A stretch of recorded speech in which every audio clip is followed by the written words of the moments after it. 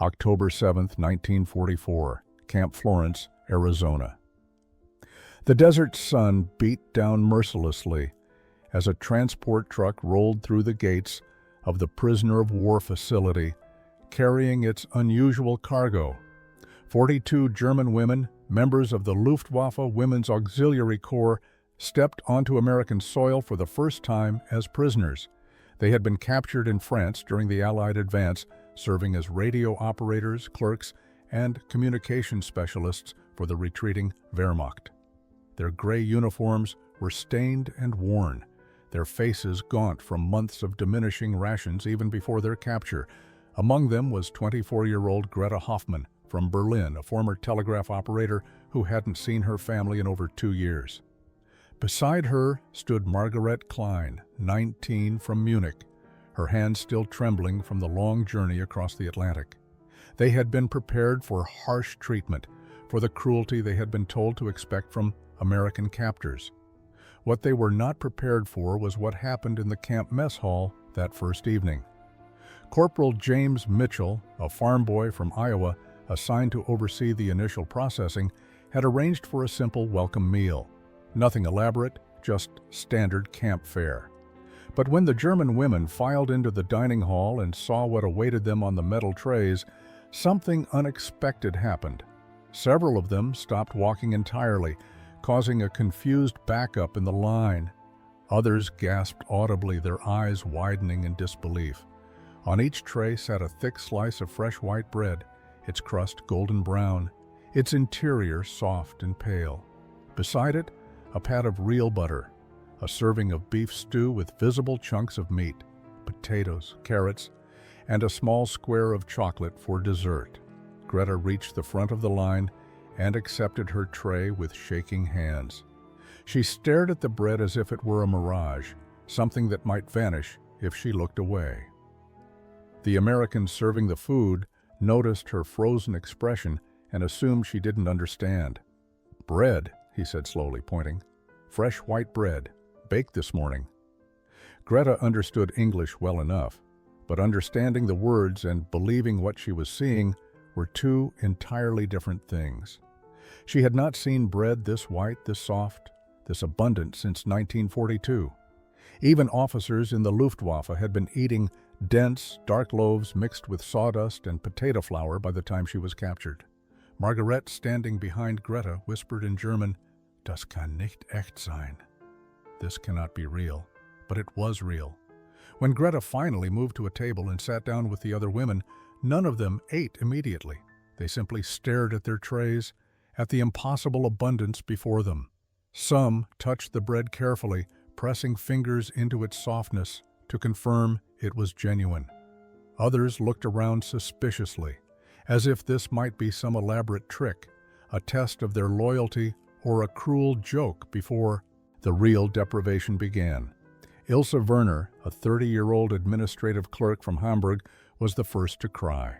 She picked up the slice of bread, held it to her face, and inhaled deeply before tears began streaming down her cheeks. Greta Hoffmann's hands trembled as she held that first slice of American bread, and her mind involuntarily traveled back to the winter of 1943 in Berlin. She had been working at the Tempelhof Communication Center then, managing encrypted messages for Luftwaffe operations across the Eastern Front. The work was demanding, the hours brutal, but what she remembered most vividly was the hunger that gnawed at her constantly, a companion that never left her side. Her daily ration had been reduced to 200 grams of bread, and even that meager portion was barely recognizable as bread. The loaf was dense, dark gray, and bitter, stretched with sawdust, chestnuts, and whatever else the bakers could find to make the dwindling flour supplies last longer. She remembered breaking a tooth on a small stone that had been ground into the flour, remembered the way the bread sat heavy in her stomach like clay, providing bulk but little actual nourishment. Margaret's memory pulled her back even further to the last real bread she had eaten in Munich in 1942.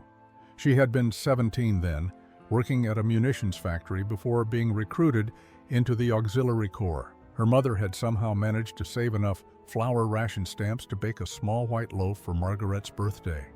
The entire family, her parents and 3 younger siblings, had gathered around their kitchen table, and each received one thin slice. They had eaten it slowly, reverently, knowing it might be months or even years before they tasted anything like it again. Her youngest brother, Klaus, who was only 8, had cried because his slice was gone too quickly. That loaf had required 2 months of saved rations, and her mother had looked 10 years older from the stress of deciding whether to spend those precious stamps on one moment of normalcy or stretch them across weeks of survival. By the time Margaret joined the Auxiliary Corps in 1943, real bread had become a distant memory. The military rations were supposedly better than civilian allotments, but even soldiers were eating bread that was more sawdust than wheat. She had learned to chew slowly, to make each bite last, to drink water with every mouthful to help it go down. She had learned to ignore the splinters on her tongue from the wood pulp, to pretend the bitter aftertaste was normal. She had watched women around her grow thinner despite eating their full rations, their bodies unable to extract real nutrition from the substitute bread that filled their stomachs but provided little sustenance. Ilse Werner's tears came from an even deeper place of deprivation. As an administrative clerk in Hamburg, she had been responsible for managing supply records for her unit. She had watched the numbers decline month by month, had typed reports documenting the steady reduction in food quality and quantity. She knew exactly how desperate Germany's situation had become because she had filed the paperwork proving it. By the summer of 1944, just months before her capture, the bread ration in Hamburg had been reduced to 150 grams per day, and the composition was barely 15% actual grain. The rest was potato flour, pea flour, corn cobs ground into powder, and cellulose fiber extracted from wood. She had typed a memo that described the bread as nutritionally equivalent to eating cardboard, and her commanding officer had ordered her to destroy it rather than let it be filed officially. Now, sitting in an American prison camp, these women held bread that was not just white but soft, not just edible but actually pleasant. The contrast was so stark, so impossible to reconcile with everything they knew about the world, that their minds struggled to process it. The German women ate their first American meal in complete silence, but it was not the silence of gratitude or satisfaction. It was the silence of profound cognitive dissonance, of minds trying to reconcile impossible contradictions. They had been told for years that America was suffering, that the British blockade had been turned against the Allies themselves, that the American people were starving while their government poured resources into a war across the ocean. The propaganda had been specific and consistent. American civilians were rioting over food shortages, their soldiers were undernourished and weak, their industrial capacity was collapsing under the weight of rationing and scarcity. Yet here sat Greta, finishing her second slice of bread because the American corporal had walked by and simply placed another piece on her tray without comment, as if bread were so abundant that seconds required no justification or special permission. Here sat Margaret, staring at the pat of butter she had been too overwhelmed to use, real butter made from cream, not the gray margarine substitute she had grown accustomed to in Germany. And here sat Ilse, who had carefully wrapped her chocolate square in a napkin to save for later, unable to quite believe that something so precious would not be demanded back. The next morning brought even more confusion. Breakfast consisted of oatmeal with milk, fried eggs, bacon, toast with jam, and coffee with real sugar. Not ersatz coffee made from roasted acorns or chicory, but actual coffee that smelled rich and dark and real. The German women sat at their tables looking at portions that would have fed an entire family back home for days. Some of them could not finish their meals, their stomachs having shrunk from years of inadequate nutrition, their bodies no longer capable of processing such abundance. Greta watched as American guards ate their own breakfasts at a nearby table, laughing and talking casually, leaving food on their plates that they simply scraped into waste bins. She watched a young private throw away half a piece of toast because he said he was too full. The casual wastefulness was more shocking than the abundance itself. In Germany, leaving food on your plate was nearly a criminal act, a betrayal of the collective sacrifice. Here it seemed there was so much food that waste was not just possible, but common. By the third day, the women began to whisper among themselves during meals, trying to understand what they were experiencing. Margaret voiced what many were thinking. If this is how they feed prisoners, how do their own people eat? Ilse, with her administrative background, was already doing calculations in her head. The amount of food provided to 42 enemy prisoners in 3 days would have required thousands of ration stamps in Germany, months of saved allotments, connections to black market suppliers. Yet here it appeared without effort, without apology, as if feeding people properly was simply normal. The bread especially haunted them. Fresh loaves appeared at every meal, white and soft and endless. The Americans called it ordinary. The Germans clutched it like gold. Private Daniel Cooper had grown up on a dairy farm in Wisconsin, where his mother had taught him that food was the language of hospitality. He had watched the German women during their first week at Camp Florence with growing concern. They ate mechanically, their faces masks of suspicion and confusion. But what troubled him most was what happened after meals. He noticed them hiding bread in their pockets, wrapping slices in napkins, and tucking them into their uniforms. At first he thought they were planning something, perhaps hoarding supplies for an escape attempt. He reported it to his commanding officer, Captain Robert Hayes, who simply shook his head with unexpected compassion. "They're not planning anything, Cooper," the captain explained. "They're starving. Not now, but in their minds they're still starving. When you've gone hungry long enough, you can't trust that the next meal will come. Let them keep the bread." But Private Cooper couldn't quite let it go. He began paying attention to which women hoarded the most, and he noticed patterns. Greta Hoffman always took extra bread but never ate it immediately. Margaret Klein wrapped her portion so carefully as if they were precious artifacts. One afternoon, Cooper approached the table where several German women sat during their afternoon break. He carried a basket covered with a kitchen towel. The women looked up warily, uncertain what this meant. "I thought you might like to try something," Cooper said, his voice gentle. He pulled back the towel to reveal fresh cinnamon rolls, still warm from the oven, their frosting melting slightly in the Arizona heat. The women stared at him as if he had produced diamonds from thin air. Greta was the first to speak, her English halting, but clear. "Why do you give us this? We are prisoners. We are your enemy." Cooper set the basket on the table and sat down across from them.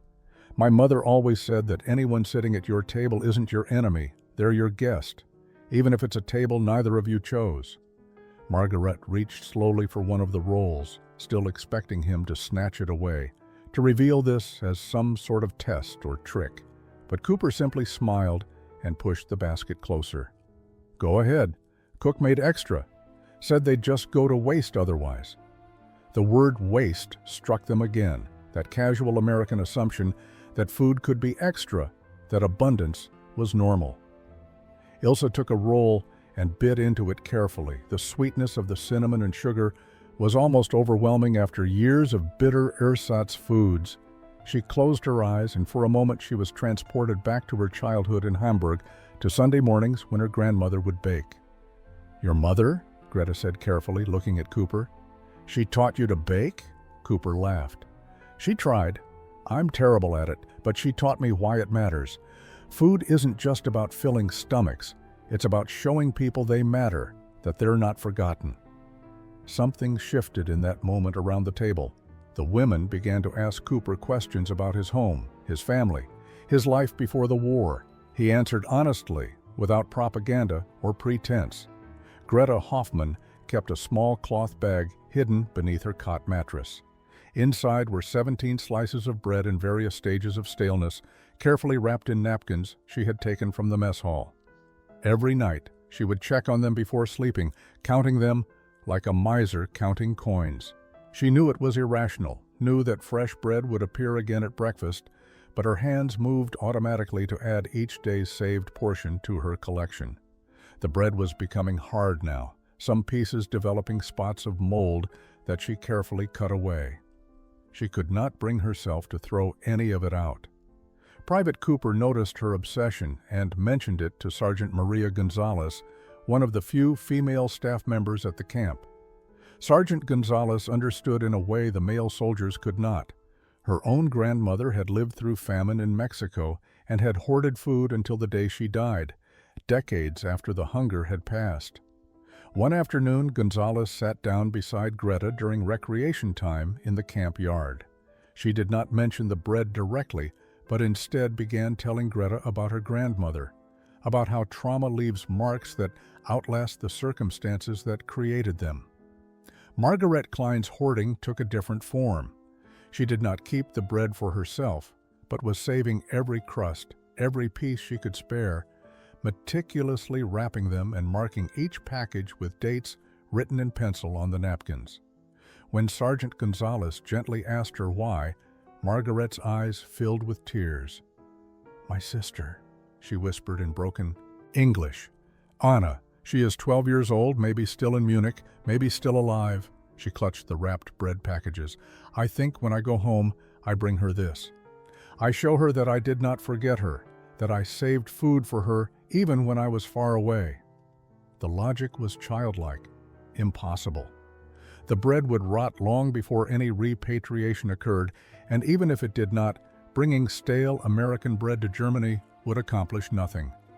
But Sergeant Gonzalez understood that Margaret was not really saving bread. She was saving hope, maintaining the belief that her sister was alive, that there would be a reunion, that her sacrifice of present comfort for future provision would somehow matter.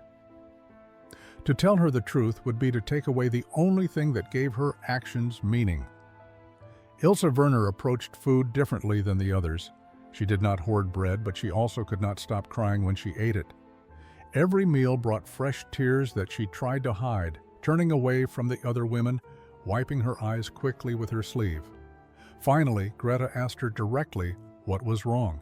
Ilse's answer was simple and devastating. "I am thinking of all the people in Hamburg who are eating sawdust bread right now. My neighbors, my friends, children I knew. I am eating this beautiful food, and they are starving. What right do I have to this abundance while they suffer?" It was the question that haunted all of them, the guilt that came with every satisfying meal. Dr. Eleanor Harrison, the camp's medical officer, had been monitoring the German women's health since their arrival. What concerned her was not malnutrition, which was improving rapidly with proper feeding, but something more psychological. The women were gaining weight appropriately, their vitamin deficiencies were resolving, yet they exhibited behaviors consistent with starvation trauma. They ate rapidly, defensively, barely chewing. They became anxious if meals were delayed even slightly. And most tellingly, they could not stop hoarding food, despite repeated assurances that more would always be provided. Dr. Harrison decided to try an experiment. She arranged for the camp kitchen to be opened for tours, allowing the German prisoners to see exactly where their food came from and how much was available. On a warm October morning, she led a group of 12 women, including Greta, Margaret, and Ilse, into the massive storage facility behind the kitchen. What they saw stopped them in their tracks. Rows upon rows of shelves stretched back into the dimness, stacked with canned goods, sacks of flour, boxes of pasta, and containers of every imaginable ingredient. One entire wall was dedicated to bread flour alone, 50-pound bags stacked from floor to ceiling. The camp baker, a cheerful man named Sergeant James Wu, greeted them warmly. "Welcome, ladies," he said through an interpreter. "I understand you have concerns about the bread supply." He gestured broadly at the storage room. "This is what we have on hand right now. We receive supply trucks twice a week from Phoenix. We never run out." Greta stepped forward, her engineer's mind trying to calculate the quantities she was seeing. "How many people does this feed?" she asked in careful English. Sergeant Wu consulted a clipboard. This camp has approximately 300 personnel total, including guards, staff, and prisoners. This current inventory could feed us for roughly 6 weeks, but like I said, we get fresh supplies twice weekly. We never let it get below a month's worth. 6 weeks of food sitting in storage, treated as a normal operational reserve. Margaret felt dizzy trying to comprehend it. In Germany, such quantities would require armed guards, rationing bureaucracy, and distribution systems involving thousands of officials. Here it was managed by one sergeant with a clipboard in a facility that was not even locked. Ilse walked slowly along the shelves, running her fingers along the bags of flour.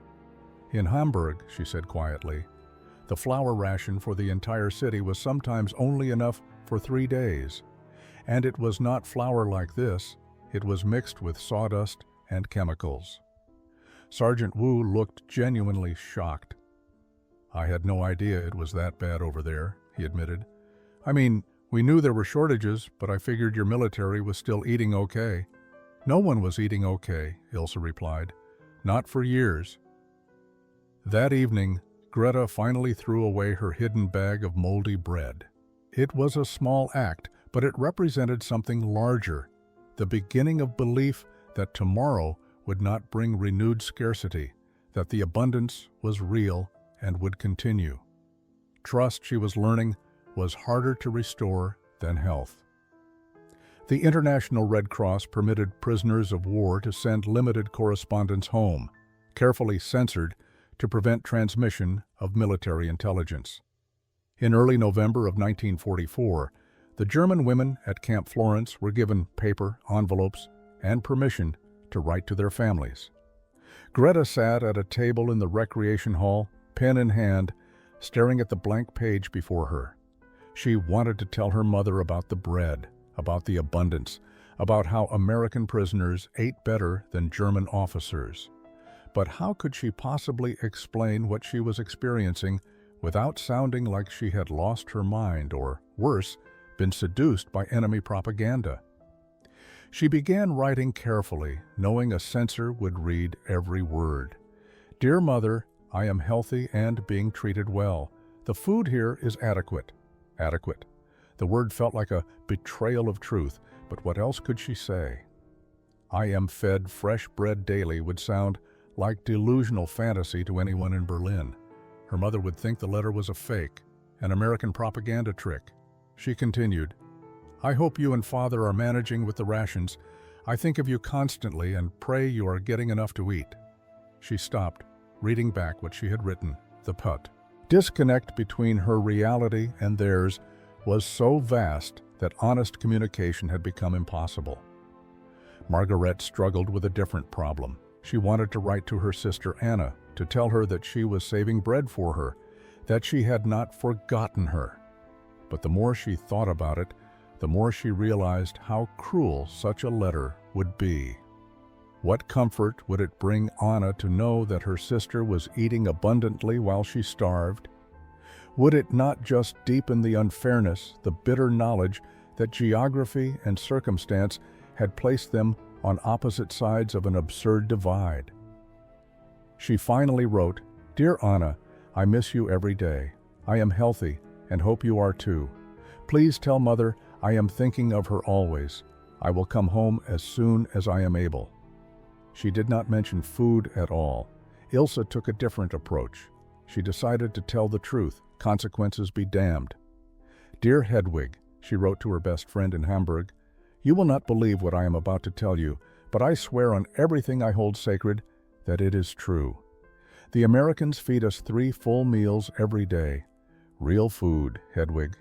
Fresh white bread at every meal, not once a week or once a month, but every single day. Butter, real butter, from cream, meat, vegetables, fruit, and coffee with actual sugar. She continued for 2 full pages, describing in detail every meal, every abundance, every casual waste she had witnessed. She wrote knowing the letter would likely never reach Hedwig, that the censors would probably destroy it as obvious fiction or enemy propaganda. But she needed to write it anyway, needed to document the truth, even if no one would ever read it. When Captain Hayes reviewed the letters before sending them, He held Ilse's in his hand for a long moment. Then, against regulations, he sealed it and added it to the outgoing mail. December brought cooler weather to the Arizona desert and an unexpected proposal from Sergeant Wu. He had been thinking about the German women's relationship with bread, about how it represented something deeper than simple nutrition. He approached Captain Hayes with an idea that was either brilliant or completely inappropriate, depending on how one looked at it. "Sir, I'd like to teach some of the prisoners to bake. Real American-style bread. I think it might help them adjust." Captain Hayes was skeptical. "You want to train enemy prisoners in our kitchen, with access to knives, ovens, and supplies?" But Sergeant Wu persisted. "Sir, these women aren't dangerous. They're traumatized. And I think learning to create abundance instead of just consuming it might change something for them." After a week of consideration and consultation with higher command, permission was granted. 6 German women, including Greta and Margaret, were selected for the first baking class. On a cool December morning, they entered the camp kitchen not as prisoners being fed, but as students learning a craft. Sergeant Wu had prepared everything in advance: flour, yeast, salt, sugar, butter, and warm water. He began demonstrating the process, his hands working the dough with practiced efficiency. "Bread is about patience and trust," he explained through the interpreter. "You have to trust that the yeast will rise, that the dough will double if you give it time and warmth. You cannot rush it or force it." Greta watched intently, her mind already understanding the chemistry and physics of what was happening. The yeast consuming sugars, producing carbon dioxide, creating structure through gluten development. But her hands, when she began kneading her own portion of dough, told a different story. She pressed too hard, worked too quickly, trying to force the process to move faster. Sergeant Wu gently corrected her. "Easy. You are not fighting it. You are working with it. Feel how it changes under your hands." Margaret found herself crying again as she kneaded her dough. The rhythmic motion, the warmth of the mixture, the yeasty smell, all of it transported her back to childhood memories of her grandmother's kitchen in Munich. Before the war, before the hunger, before everything fell apart. "My Oma taught me to bake when I was 7, she said quietly. I had forgotten what it felt like. The first loaves emerged from the oven, golden and perfect, their crusts crackling, steam rising from their soft interiors. The 6 women stood around the cooling racks, staring at what they had created. This was not bread that had been given to them, not charity or evidence of American abundance. This was bread they had made with their own hands, using skills they could take with them wherever they went. Sergeant Wu cut thick slices and passed them around, still warm. "Now you know the secret," he said with a smile. "Bread is not magic. It is just flour, water, time, and care. Anyone can make it if they have the ingredients and the knowledge." Greta bit into her slice and tasted something beyond bread. She tasted possibility. Spring of 1945 brought news that the war in Europe was ending. Allied forces were closing in on Berlin, and German resistance was collapsing on all fronts. For the women at Camp Florence, victory meant repatriation, the long-anticipated return home. But as the reality of that return drew closer, many found themselves paralyzed by an impossible decision. Official word came in late April that arrangements were being made to transport all German prisoners back to Europe within 60 days. Captain Hayes called a general assembly to explain the process. The women would be transferred to processing centers in New York, then loaded onto ships bound for occupied Germany. They would be released to international Red Cross supervision and allowed to return to their home cities, assuming those cities still existed. Greta sat in the assembly hall listening to these plans and felt nothing resembling relief or joy. She thought about Berlin, about the reports of massive destruction, about her parents who she had not heard from in 8 months. She thought about the rubble, the chaos, the starvation that would be worse now than ever before. And she thought about the bag of moldy bread she had once hidden under her mattress, about how far she had come from that frightened, hoarding woman to someone who now knew how to create abundance with her own hands. Margaret's internal struggle was even more acute. She had been saving bread for Anna, maintaining the fantasy that she would return home bearing gifts. But recent Red Cross reports indicated that Munich had been heavily bombed. Her family's neighborhood had been hit in a raid in January. She had no confirmation that Anna was alive, that anyone from her family had survived. If she returned to Germany, she would be returning to grief, devastation, and quite possibly complete solitude. Yet how could she not return? How could she stay in comfort while her countrymen suffered? What kind of person chose safety over duty to their homeland? Ilse had been corresponding with a family in Phoenix, the Thompsons, who had visited the camp as part of a church outreach program. Mrs. Thompson had lost a son at Normandy, yet she had extended unexpected kindness to the German women, seeing in them not enemies, but fellow human beings caught in tragedy. She had quietly mentioned to Ilse that if she ever needed help settling in America after the war, the Thompson family would sponsor her. The offer had seemed theoretical then, impossible to seriously consider. Now it felt like a lifeline to a future that did not involve returning to a country that no longer existed in any recognizable form. The baking classes continued through April and May, but they took on new significance. Sergeant Wu was no longer just teaching the women to make bread. He was teaching them a skill they could use anywhere, a trade that could sustain them whether they returned to Germany or somehow found a way to stay. Greta kneaded dough with increasing confidence. Each loaf she produced a small act of defiance against the scarcity that had defined her world for so long. May 8, 1945. Victory in Europe Day. The war was over and the time for decisions had come. Captain Hayes called the German women together one final time before repatriation procedures began. He stood before them with unexpected emotion in his voice, these women who had arrived as enemies and become something he had never anticipated. "You have a choice to make," he told them. "Some of you have expressed interest in remaining in the United States. I have been authorized to tell you that applications for refugee status will be considered on an individual basis. It is not guaranteed, but it is possible." Of the 42 women who had arrived at Camp Florence 7 months earlier, 14 requested permission to stay. Greta was among them. She had received word through the Red Cross that her parents had died in the final bombing of Berlin. She had no home to return to, no family waiting. But more than that, she had discovered something in America that she wanted to protect and build upon. She had learned that abundance was not a fantasy, but a choice, that societies could be structured around plenty instead of scarcity. Margaret chose differently. Despite having no confirmation of Anna's survival, despite the devastation awaiting her in Munich, she felt a pull stronger than logic. "Germany needs people who have seen how things can be different," she explained to Greta the night before the transports departed. "Someone has to go back and help rebuild, not just the buildings, but the way people think about each other, about resources, about what is possible."